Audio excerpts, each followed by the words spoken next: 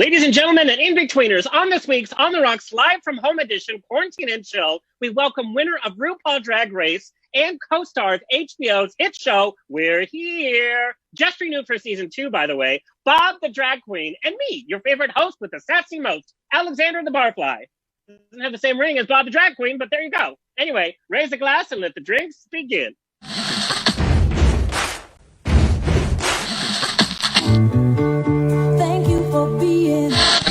Life is a banquet, and most poor suckers are starving to death. I'd like to propose a toast. This is On the Rocks with Alexander, where I drink with your favorite celebrities as we talk about fashion, entertainment, pop culture, reality TV, and, well, that's about it. So pop a cork, lean back, and raise a glass to On the Rocks. Fasten your seatbelts. It's going to be a bumpy night. Lord have mercy, it's gonna be a bumpy night. Buttons and bows and pantyhose, On the Rocks podcast, a place where we're too glam to give a damn. Purse first, purse first. Things are reopening and everybody is freaking out because they are not body ready. Why is nobody ready? The bars are reopening in West Hollywood and Orange County, nationwide. And I'm a little worried too, because as you'll notice, my Zoom frame gets smaller and smaller because I don't want you to see my quarantine carbs. Pretty soon it's just gonna be my eye on Zoom.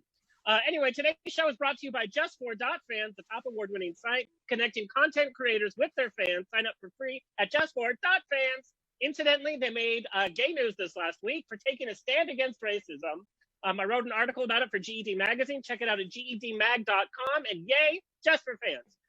Kurt, do you have a pun for us today? You're so punny. Of course I have a pun for you. Make it snappy. We have Bob the Drag Queen here, and he's a comedian. Okay, are people born with a photographic memory, or does it take time to develop? My God. I can't. No, that's horrible. Nobody has development anymore. It's on camera. Anyway, thanks, Kurt, for that, stunning pun.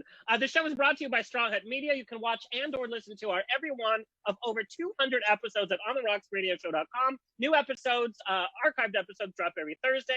Hello to our listeners around the nation on iHeartRadio, Stitcher, TuneIn, Apple Podcasts, Google Play, Spotify, Roku, Pandora's podcast section. Watch us on YouTube and on the Facebook pages of Now Trending, GED Magazine, and I Love LGBT, and of course, On the Rocks Radio Show's Facebook and streaming live on the Now Trending app. Add and or subscribe to us on your favorite podcast player. Like us on Twitter and Instagram at On The Rocks On Air. Send me an email. Book me for a wedding, funeral, quinceañera, bris. I don't care. I will show up now that things are reopening. With a mask, of course, glitter mask. Send me an email to info@ontherocksradioshow.com. Send us your questions, comments, and nudes. Check out the new issue of Metro Source Magazine nationwide for my interviews this month with Leslie Jordan, pop star Luciana, and the band Betty. And newsstands, or you can go online, metrosourcemagazine.com. Yes, I can read and write, allegedly. All right, let me introduce our guest. Bob the Drag Queen is having a moment, a major moment. The season 8 winner of RuPaul's Drag Race was noted for her focus on comedy. During the show, Bob won 3 challenges on the very difficult, it gets more difficult every season because get your ish together, recreate in the Snatch Game. Where Bob portrayed Uzo Aduba and, of course, Carol Channing Raspberries. Bob is back with a plethora of projects to impress, currently starring alongside Shangela and Eureka O'Hara on HBO's first unscripted hit series, We're Here, just renewed for another season. Comedy specials include Bob the Drag Queen Live at Caroline's and Bob the Drag Queen Suspiciously Large Woman, as well as MTV's Drag My Dad, The Pit Stop, and her ever-popular podcast, Sibling Rivalry, with best friend, touring partner, and RuPaul All-Star Drag Race winner herself, Monet X James. She also starred with screen actress Olympia Dukakis on Tales of the City. Yes, get it, Olympia. Check out her single, Purse First, the only song that actually gets me on a treadmill. And also for the web series she produced titled Besties, she is everywhere. Please welcome BTDQ. Boom, boom. Wow, you really got all my information in there. And I gotta tell you, I met Olympia and she do caucus. That is true.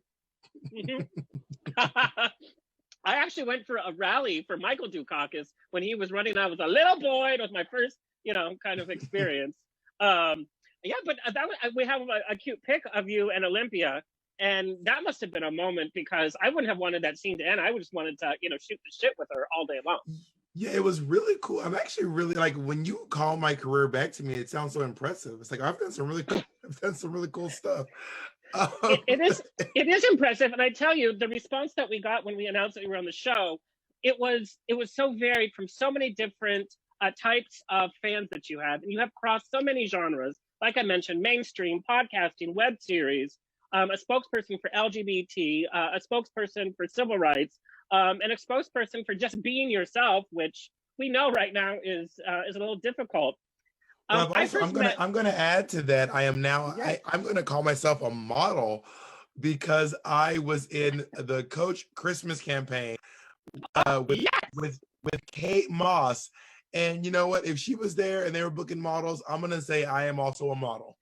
Girl, you are a model. You are a model, and that's pretty impressive. So I just have to ask, what was Kate like? What was craft services like on the set of that shoot? And did Kate Moss eat anything? Well, okay, so we were like upstairs. So it was in this mansion on the Upper West Side.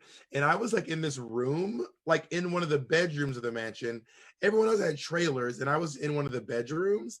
And then craft service was at a church, like I think like 4 blocks away. And they just had like, it was like not like they had Chinese food delivered. It was really delicious Chinese food too. It was great. Oh, But yeah, I was in like a bedroom. There were trailers. I don't know. It was me who was there. I was there. Spike Lee was there. Um, the girl from Grownish, the lead girl from Grownish was there. So lots of people were there. And I don't know how they divvied up the trailers and the bedrooms, but probably the trailers were probably fancier. yeah. Quite frankly, And I'm sure Kate had a piece of lettuce, which was simply decadent. That's pretty I just awesome, walked though. in and saw her there, and I was like, oh my god, Kate, just two supermodels here hanging out. I mean, who would have thought a little boy growing up? You were raised in Georgia, right? I was raised in Georgia, Alabama, and Mississippi, but mostly Georgia. Who would have thought that that little boy would be doing a coach campaign? I mean, isn't that's the craziest thing to just kind of With imagine? Kate Yeah, when Moss, I no grow up less. with With Kate Moss, no less. Yeah. yeah. But I want to know because I met you through RuPaul's Drag Race, and I mean meet you as like every fan just gagging out on TV. But what kind of kid were you? What group did you hang out with? What was it like growing up in those cities? I was gonna say, I love these pictures. I look so good at these Girl, pictures. you look, you look Oh my! I look like, first of all, I look 9 feet tall. Those gays look you terrified too. of the monster woman dressed in green, who's mostly hair at this point. You know Um, what I love about this picture? There's so much diversity. It's like, tall black drag queen talking yeah. to two bears in the middle of nowhere. I mean, come on. This is what it's all about. Actually, I have that headpiece right here. I literally keep it because I'm in my basement. I literally have the headpiece. It's literally right there. Okay, I get distracted easily. How was I as a child? I was a very talkative kid. I really loved to debate. I really loved the opportunity to try to convince my mom to give me something more. I used to do these presentations in the living room where I would try to get my mom to let me get an extra 30 minutes of awake time. So just switch my bedtime from 8 to 8:30. I asked a lot of questions. My the librarian at my school called me the detective because I was always asking questions. Yeah. You were like a nosy queen, like before you were the queen. You were like, Very much so. Very much so. Now true or false, you worked in children's theater for a period. Is that correct?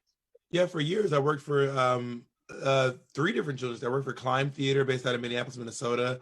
I worked for the Grumbling Griffins Traveling Children's Theater based out of Cornwall, Connecticut, and I worked for the Missoula Children's Theater based out of Missoula, Montana. No, I did children's theater for about 3 years every summer. We did like 4 shows a day, and I wanted to kill myself. And now I know I never want kids.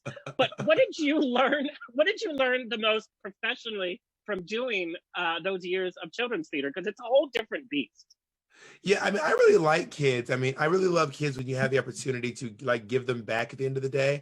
I've also learned that kids tend to be a little bit more well behaved in a structured setting. When you're like, Mm, "Hi, I'm the authority figure. I'm here. I'm the yeah. teacher. I'm the director. Everyone listen to me," as opposed to when you just have a child in your home and you're like, "I'm here. I'm